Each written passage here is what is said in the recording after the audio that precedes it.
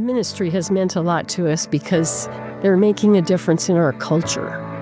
And we are not attorneys. We don't know how to make a difference, but we watch the news and we get frustrated.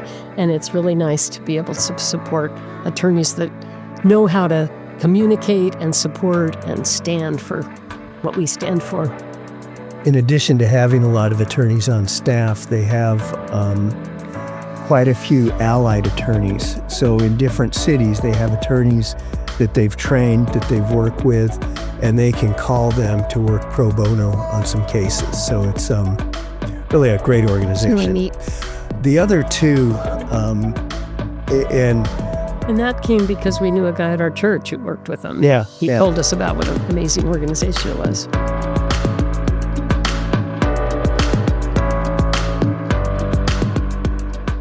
So today on the Generosity Now podcast, we have some friends with us, Neal and Fran Davidson, and they have just been a joy to get to know over the years. And they have a lot of stories and experience in this generosity space. So we just thought we would gather around our table here today and just get to know Fran and Neal a little bit in their story. So to start us off, Fran, can you just introduce us to you, where you grew up, what your family life was like, and how you came to know the Lord?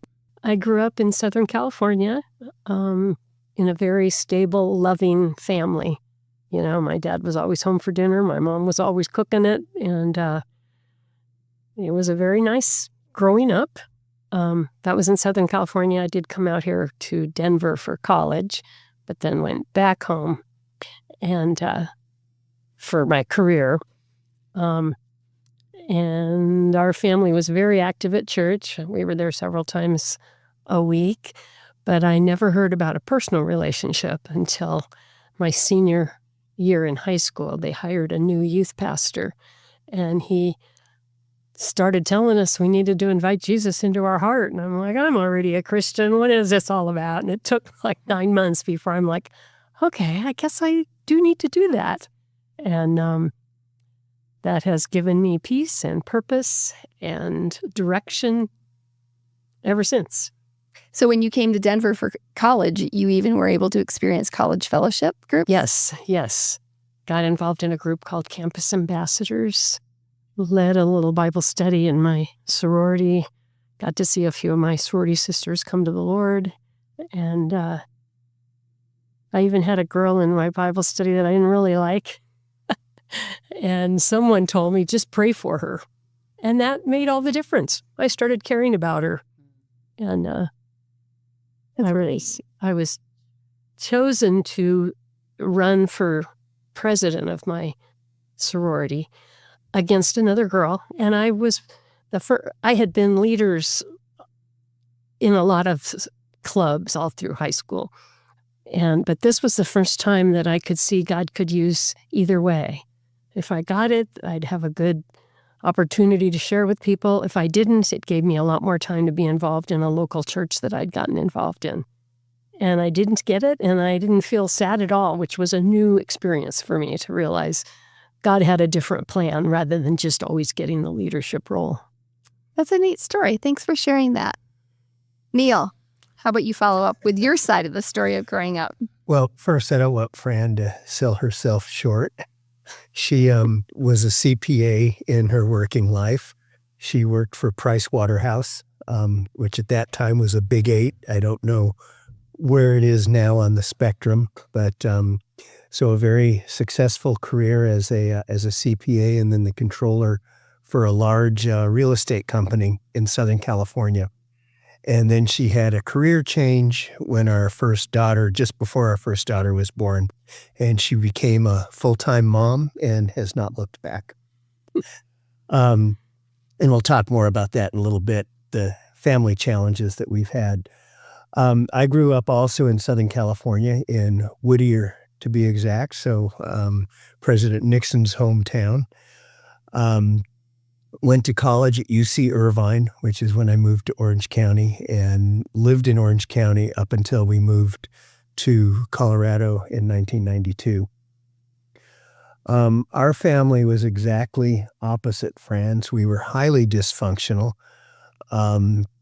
very what words can I use? Just not at all a well-mannered family, or we didn't get along. Interesting, I'm actually 100% Jew by birth. And both of my parents were born red-blooded Jews, and so I am as well, but never practiced, never went to synagogue, never knew anything about it. I used to laugh at people with yarmulkes until I had to wear one time. That was a surprise. All of a sudden, to have me wear a yarmulke? But so did not grow up with any faith whatsoever. During college, I got to know a couple of people pretty well, and I kind of thought they were Christians, and I guess I did know what it was. My middle brother had become a Pentecostal pastor, and so I knew that he was into following Jesus, whatever that meant. But as Fran says, he was so heavenly minded that he was of no earthly value. And so it was a little bit different and really turned me off to anything wanting to have to do with religion or Christianity or God or Jesus. But a couple friends of mine, and one was my stepbrother, became believers. And I noticed some change in them. I think basically the Holy Spirit was tugging at my heart. I had a very wild college experience at UC Irvine, University of California. And it was, I guess, time for me to settle down. And the Holy Spirit got a hold of my heart. And long story short, became a Christian a couple of years after graduating from college. Okay, this is just a really wild question. The whole Jesus Revolution time frame, Southern California. That was right where we were. Yeah, we were right in the middle of it. We both actually went to Chuck Smith's tent church, did not know each other there. And that was one of the two churches that had a lot to do with my getting saved. And well, it was fun watching that movie. For those that have seen it, they talk a lot about Pirates Cove in Corona del Mar. And that would be like showing a picture of our backyard. I mean, knew it very, very well. When we went to the beach, it was Corona del Mar. Yeah. Yep. So kind of fun. I was thinking that we had chatted a little bit about that. That's so really neat. Definitely a part of that time period. Yeah. Our family today is wonderful. We have two special needs daughters. They have something called Fragile X syndrome. We knew nothing about it prior to their being diagnosed. We were very thankful that God had put it on our hearts that Fran would not work after we had children. And we found out when Cassie, our older daughter, she's just about 42 now, when we found out that when she was 4, that she had this thing called Fragile X syndrome. No one knew anything about it. It was discovered in 1980, and she was born in 82. Wow. And so all new research, we talked to kind of the head of pediatric neurology in Orange County, and he said, gosh, I think I've heard of that, and pulled out his PDR and found one little tiny paragraph on it. Turns out that the lady that discovered it and the international expert was here in Denver. And discovered it at Children's Hospital. Yeah. Wow. So we got to know her very well and spent a lot of time with her and working with the girls, and it was a fascinating time. Fragile X syndrome is, we have 2 chromosomes. In a male, it's a XX. In a female, it's an XY. And no, X. The other way. I'm sorry. Well, the new females have XX, males have XY. Yep. Males are much more affected by it because they just have one X. They just have one X. The girls have a good X and a X that causes issues. So but there's a huge spectrum of them, from very low functioning to pretty high functioning. And just a kind of a funny side note, when we found out that it was genetic, which Cassie was in a classroom for special needs children at the age of, she started 3. 3? Okay. Well, she started in the preschool, speech preschool at 2, but Okay. public was 3. And we lived, a whole nother God story, but we lived literally feet from the school. I think we should tell that story. Go ahead. He bought a condo. Townhouse. Okay. When he was single, and we weren't even dating. And he intended it as an investment, and he had roommates. I lived somewhere else with other roommates. And when we started dating and then got engaged, I was like, we could live here. I like it here. We don't have to sell it and look for something else. And fast forward 4 years, turns out that the only special ed preschool in the city of Irvine was across the alley from his townhouse. Wow. That is just a true guy story, Yeah, right? goosebumps. And so I could just walk Cassie over there. I could leave Tammy and sleep. I could walk her with me. And actually, because I was walking with Tammy, they discovered Tammy had some issues also. So that's what started us on the road to finding out what it was, not just some delay that nobody knew about. It's on the autism spectrum. It's an overall developmental delay. But a lot of autistic kids are super smart, and this also includes a lower IQ. Yep. Cassie's about kind of on a level of an elementary school age, and Tammy is more like a middle school age. I tell people I'm blessed with a teenager for the rest of my life. How did you guys end up getting married? Yeah, Get to know each other. You said. we skipped that. We met in a singles group in Newport Beach. And actually, that's kind of a funny story. I was real active at a church here before I moved back to California. And I told him, well, I got a job in California, the youth pastor. And he said, well, I'm going to pray for you get a job here. And I said, well, either that or a church at home, because my church didn't tell me about Jesus. And 3 weeks later, he found out his roommate from Fuller Seminary was starting at Mariners Church. So I just went home and went straight to Mariners Church, and that's where the singles group was that we met. I know people today that work at Mariners Church. That's really neat. Yeah, it's made a big influence on a lot. Yep. Yeah. Just kind of another funny side note. When we found out that it was a genetic thing that the girls had, we were positive that it came from my side of the family. And I was not offended at all because we were not your typical family. And we found out afterwards that it came from Fran's side of the family. We were all very surprised. It came from Fran's father, and he was very, very hurt. He felt badly that he contributed to the girls' issues. But he didn't have any of the symptoms. Typically, the grandfathers would be shy or just not good with people and not good with math. Both of those were real strengths of my dad. It is interesting when you get into that space of genetics, but we have no control over it, right? And yet we do take it very personally, and it's very difficult. One of my kids also inherited diabetes from his grandfather, which is the traditional pattern. And yet we have no control over any of that. Right. We do all recognize that God has created each one of us uniquely and individually, because some of these genetics can pass to one child or many children. It's just not, there's no knowledge. Yeah, I had a 50% chance of passing it to each of them, but they both got it. But it was actually, the diagnosis was really a relief to me that I hadn't done something wrong in their early childhood or when I was pregnant.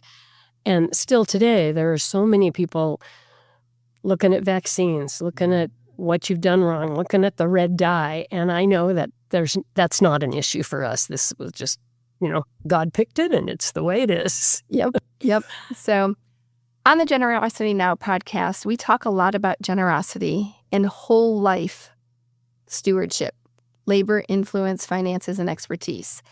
You guys have a lot of stories in this space of generosity. Can you just take some time and share a bit of your own journey as it relates to that generosity and stewardship? Why don't you talk about when you were between jobs and unemployed? Yeah, I had it was interesting when we decided that Fran would stop working. This is obviously a long time ago.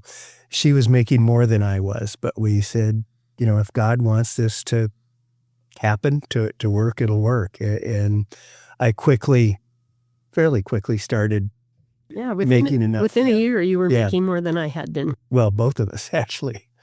And God really blessed our income and our commitment. But there were some difficult times throughout the years.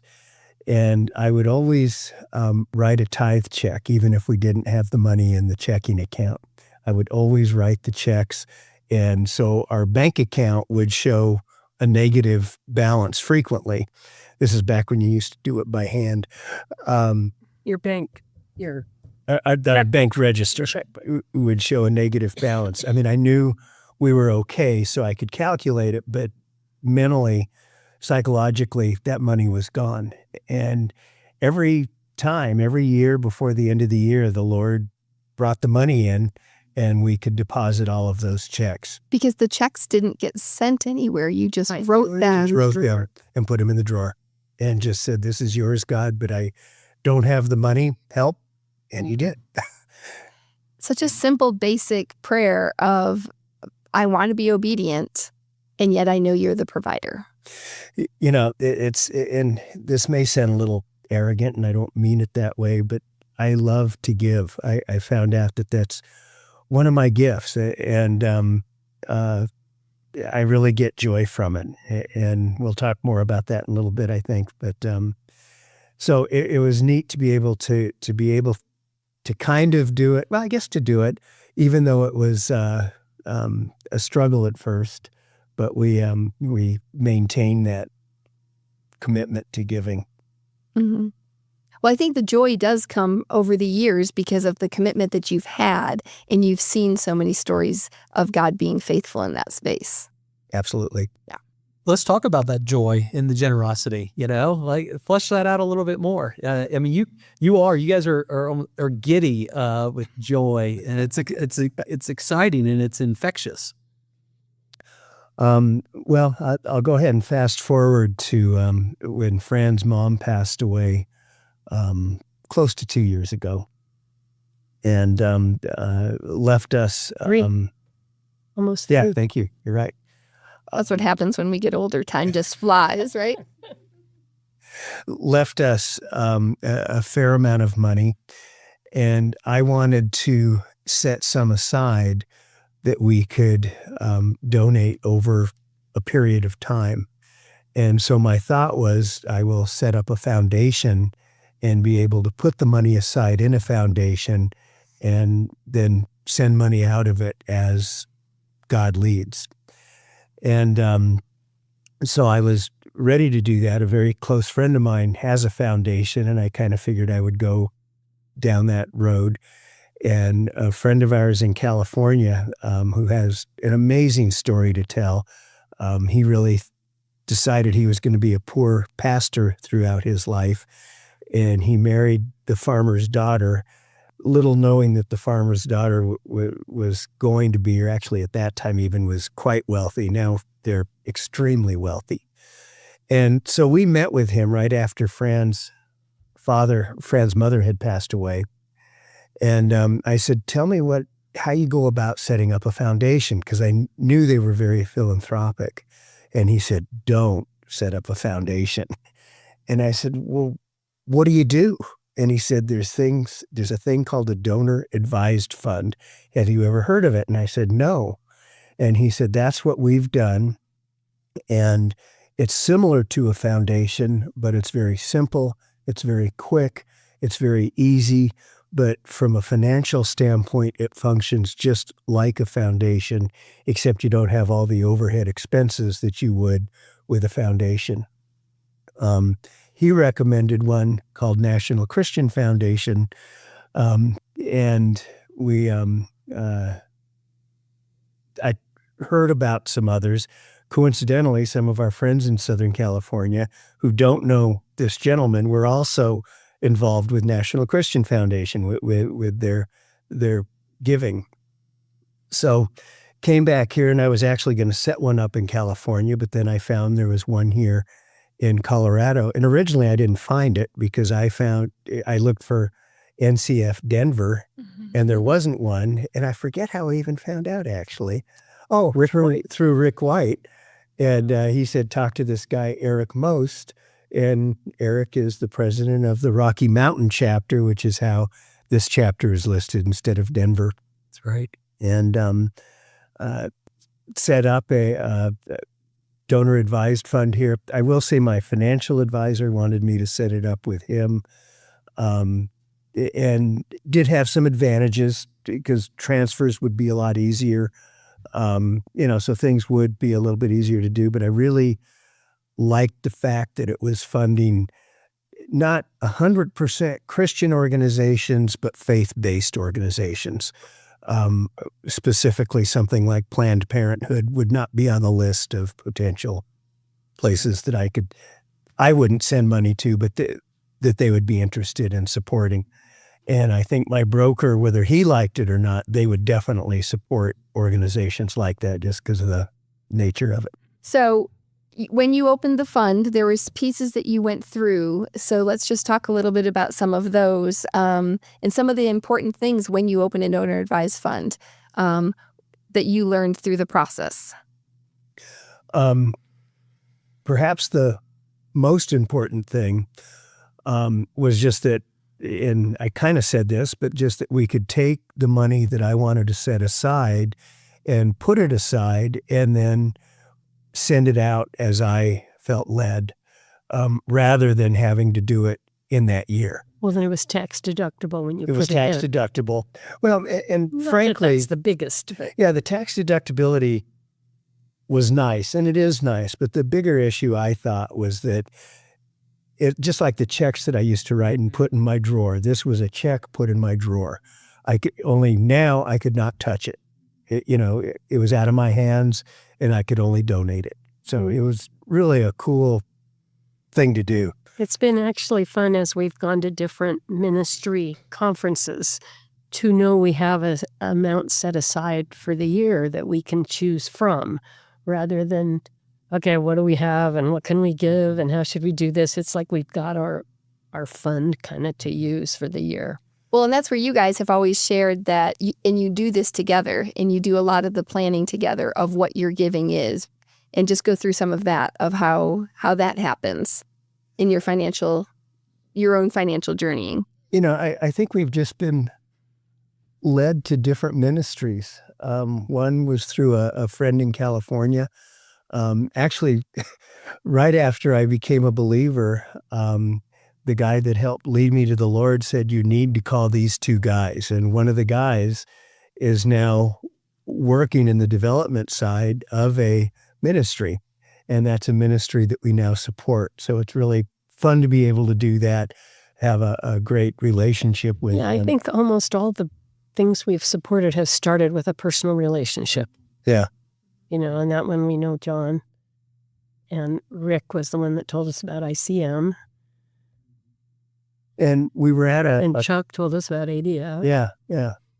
We were at a conference last year, right about this time last year, and one of the very, I believe, large donors got up and said, and we were still kind of struggling with how do we focus, where do we give? There are so many places that can use money and use it properly, really great ministries. And he got up and he said, we had been giving to 55 different ministries. And so we were small donors for a lot of places, which is great. It's wonderful. And he said, but we said, is this really maximizing input? And yeah, or impact. Yeah. To some degree it is because you're spreading it out through a lot of organizations. So I contacted all 55 and asked some questions and asked to meet with them, and only 2 of the ministries even responded. Well, that made our decision pretty quick and pretty easy. And that really helped us, I think, to start focusing more on a few ministries where we could have more impact. A byproduct of that, and this may sound funny, but we get invited to some pretty nice events every year.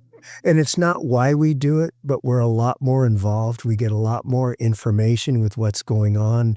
We can have a lot more. We can tell people. We have more information to tell other people about the ministry. Well, to tell other people. Which is what they want. And just to get excited about it and to talk to to get to know the key people.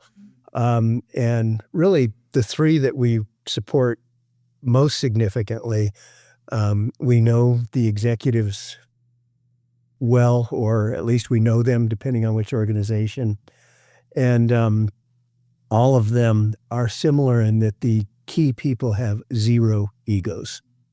Too often it's a CEO that's going to be there, and CEOs typically have big egos and don't want to, hear from others. And these organizations they're doing it for God. And so wonderful ministries. Can I say who they are? Or Yeah, we'd love for you to share who you're passionate about. Okay.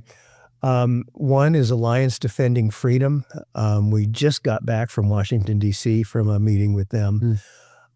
They have a staff of attorneys all over the world. And easiest way, their base. I can never do it right, but they support religious freedom, freedom of speech, and family values or sanctity of life. What I like to say is they follow around the ACLU and file countersuits. They have been extremely successful. For those that are familiar with Jack Phillips with Masterpiece Bakery, they argued that one. They're now on their third argument, but that was argued in front of the Supreme Court. They also argued one recently for a lady named Lori Smith, and they were successful with that.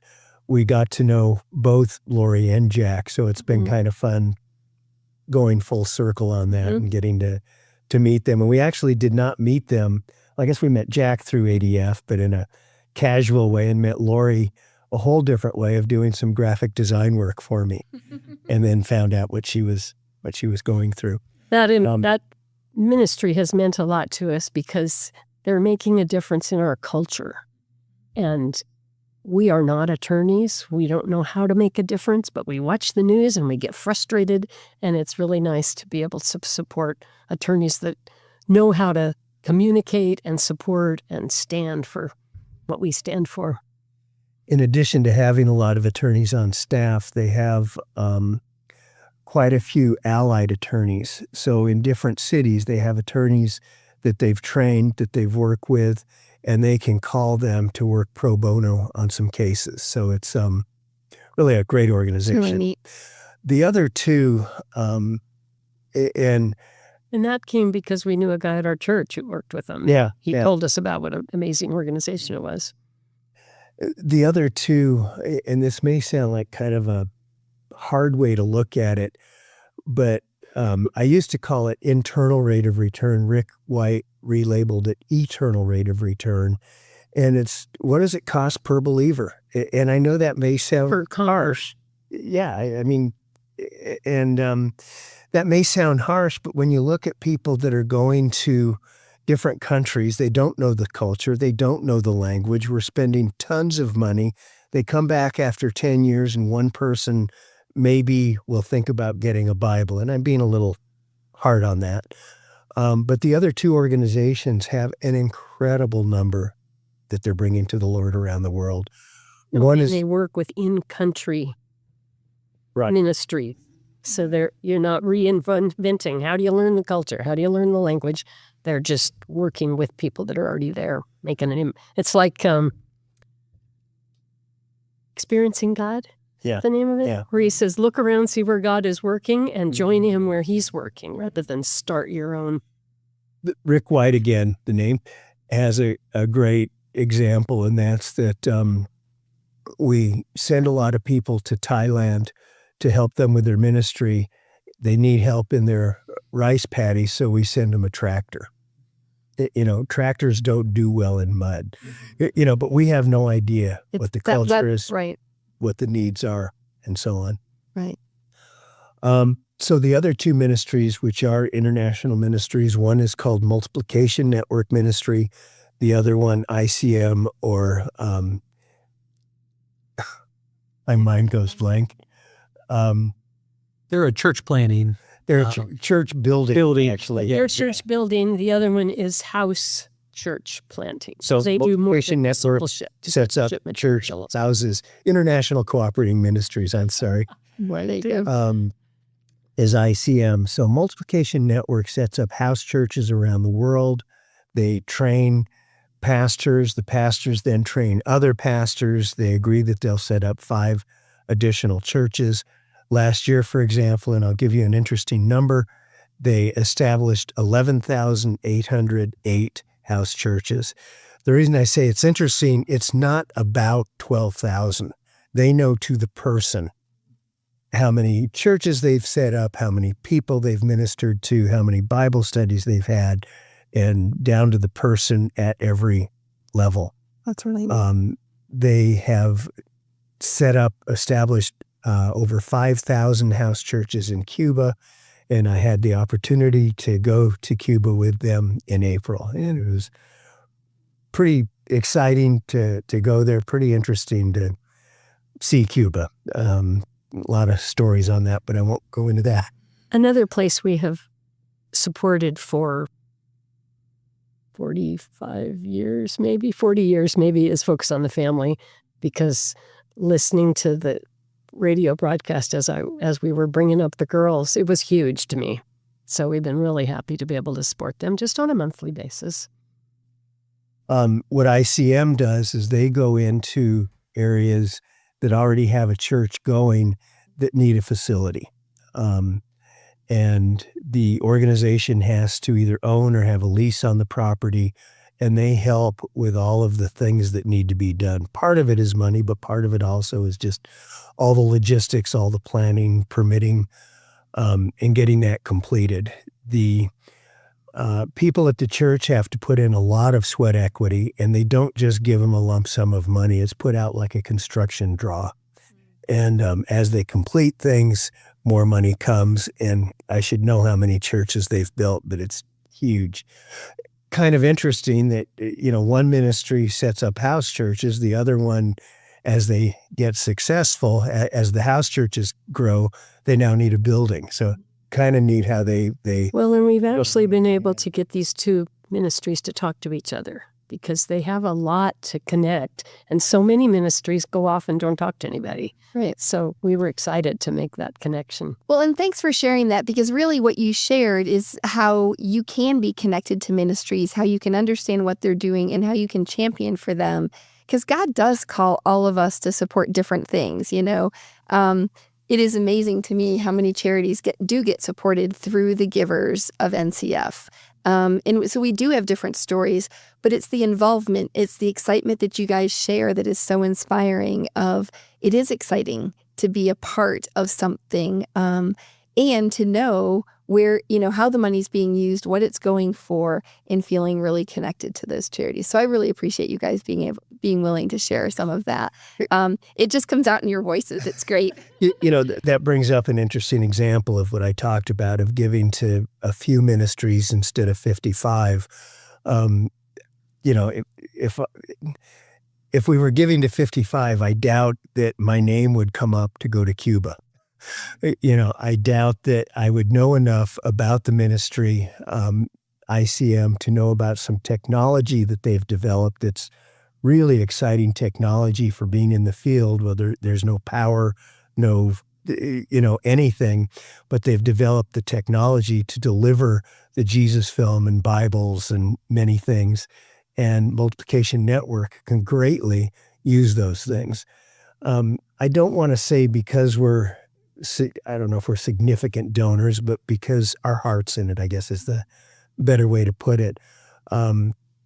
They do, they want to listen to us. We have some people we can talk to, I guess is a better way to put it.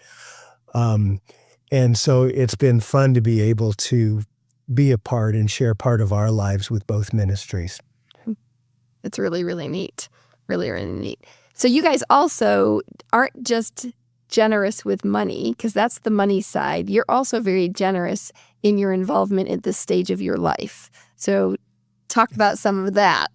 We enjoy leading a small group at our house. We have for like 17 years probably. I started at one church and people come in and out.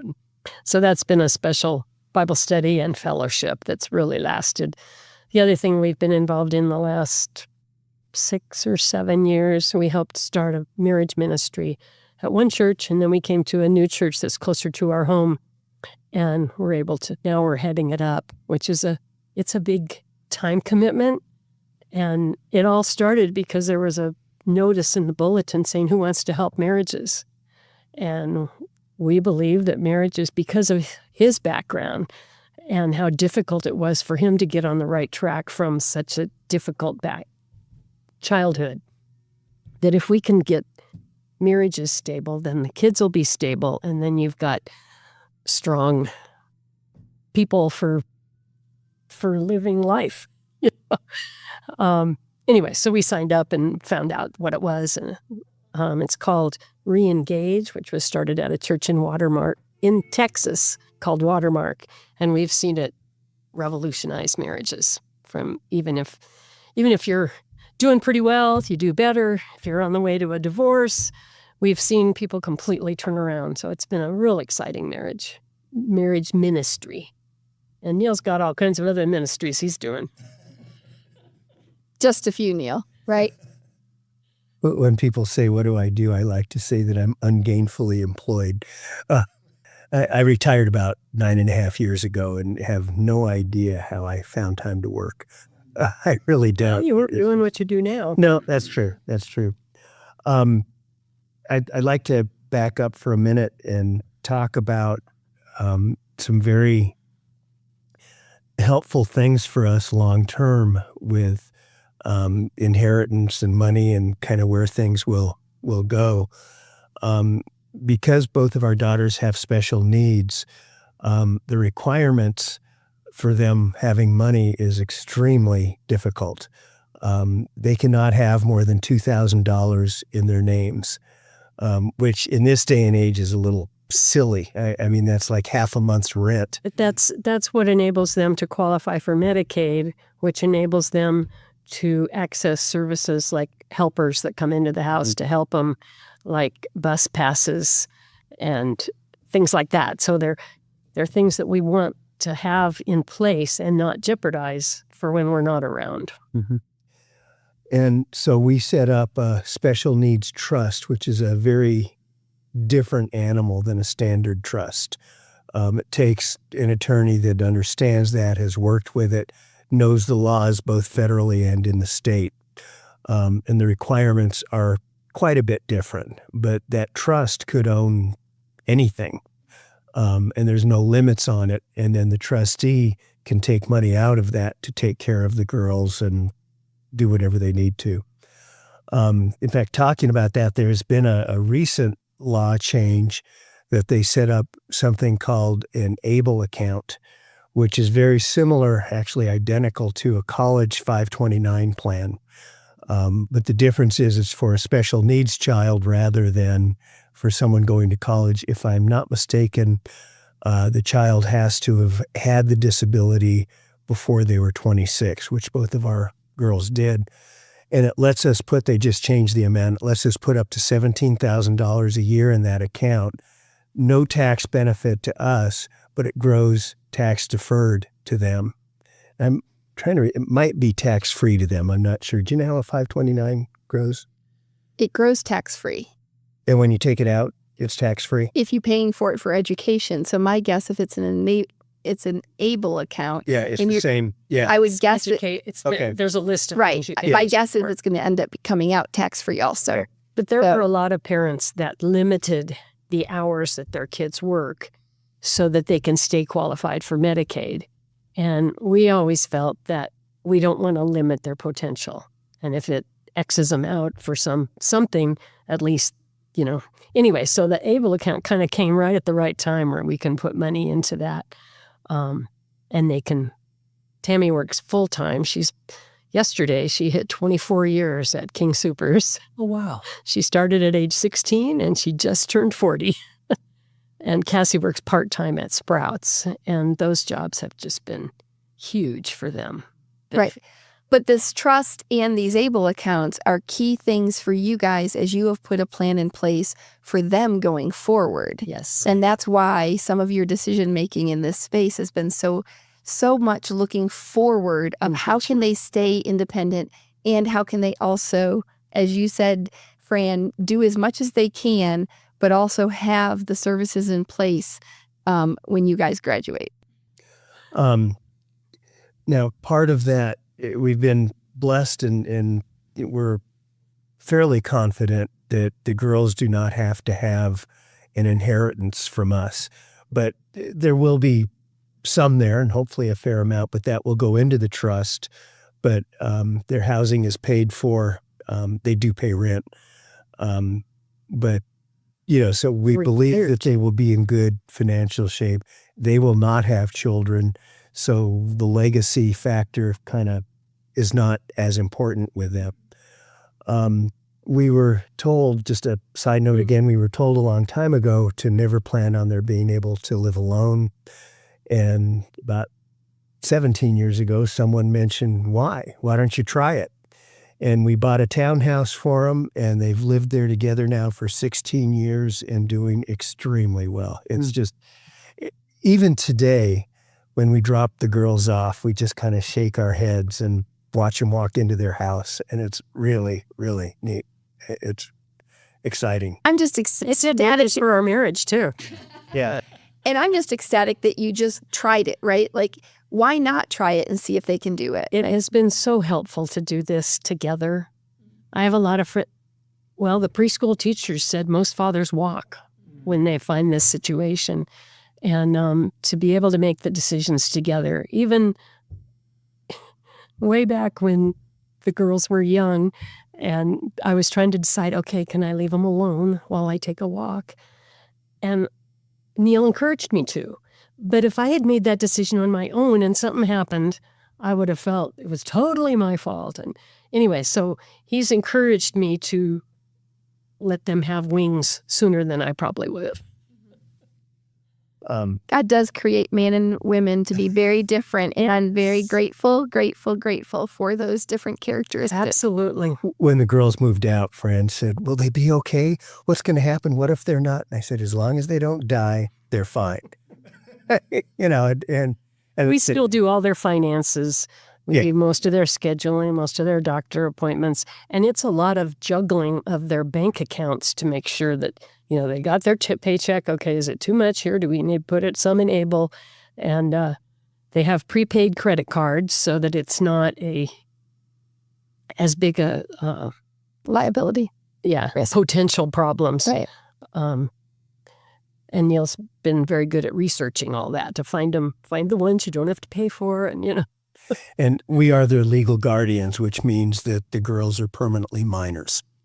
So if they sign something, we can say, sorry, that is not a legal document. And we have done that and got things turned around. So your next question is going to be, what happens long term? Yeah. Yep. Long term, we if one of us or when one of us dies, the other one will take over the donor advised fund and be able to manage it in the same way. When both of us pass away, we can name a successor to it. We've talked to the successor and said, here's what it is, here's how it works. They've looked at it. They can look at it and say, okay, here's where they've been giving money.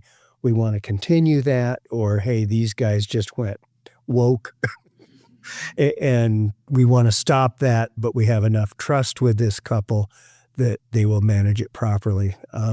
This couple is also assigned as the guardians for our girls. So we obviously have a lot of trust with them and good relationship with them. And they're about the girls' ages. So it is pretty neat, though, that a donor advised fund can actually outlive you, and the influence of what is in there can continue your values past your lifetime. Absolutely. So, Absolutely. Because the only other person we thought about leaving money to is my brother's kids, who don't have the same values we do. So this way, our values do get passed on. Isn't that neat? And that those are options for you with the circumstances that and how God has created your family. Yes. And created Neal, who loves to give money away. And, a byproduct of that is I would hope that our guardians would see where we've been giving and want to learn more about it. But it's up to them if they continue with that or put it somewhere else. But, I would hope that they would say, gee, let's find out a little bit more and be introduced to them. So it's a There's fun something way. that you had mentioned that I totally forgot to mention, that we tithe on the girls' gross paychecks, or the girls do. And every month when I write that check, I'm like, this is a lot. But God has been so faithful in getting them where they are that it reminds me we can trust him with this. And both girls love the Lord, and both are involved in their churches, and that's been real special. I'd like to make a side note on that. Our older daughter, I think if you said to her, tell me about how you came to know Jesus, she would just, she'd give you She'd say, an I answer. invited him in my heart. Yeah, she'd give you an answer that you would expect out of a, fifth grader or younger. And what it's but she has an amazing heart for the Lord. It's way more connected than mine. And it's taught me that God does not want our brains. He wants our hearts. And God did create your girls just like he created us. Yep. And we have a Yep. great opportunity to learn from them. Their simplicity can really help us learn a lot more about God and how our faith can grow. So it's Absolutely. very inspiring. Very, very inspiring. Yeah, it's been exciting. So, okay, we've talked a lot about your story. Is there anything you guys feel like you've missed, you still want to share with our guests? Something that's come to your mind, a resource, or? I read a verse this morning that seemed to fit this. It's Psalm 34:3. Let us tell of the Lord's greatness. Let us exalt his name together. And that's our goal. And I will say, from being an observer, thank you for doing that in front of me. It is a joy to watch you guys. And it's a joy to see, everyday life glorifying God. Well, thank you. There are two books, or actually three books that I would recommend when you talk about resources. The first two are actually written by the gentleman who told me about a DAF instead of a foundation. One of them is called Living with Wealth Without Losing Your Soul, A Pastor's Journey from Guilt to Grace. The other one is called The Accidental Philanthropist, and I would really recommend both of them. They really... You can tell the author. Okay. Written by Steve Perry, and just really good, easy to read books, and very down to earth. Real thoughtful about Yeah. How to donate and how to influence the organizations you're donating to. Mm-hmm. The other book, I've done a number of classes of Financial Peace University from Dave Ramsey, and I came across something recently, a book called From a Millstone to a Milestone, Get Out of Debt in 5 Years, Including Mortgage, written by a gentleman named Bob Marette, Marette. His approach is similar to what Financial Peace does, but he has a couple of neat things that he kind of blends in with it to truly add to your getting out of debt. He also does not spend the time that Dave Ramsey does, and I'm not saying this is good or bad, but on investments and retirement and those kinds of things. I think his approach is once you're out of debt, you're going to figure that out.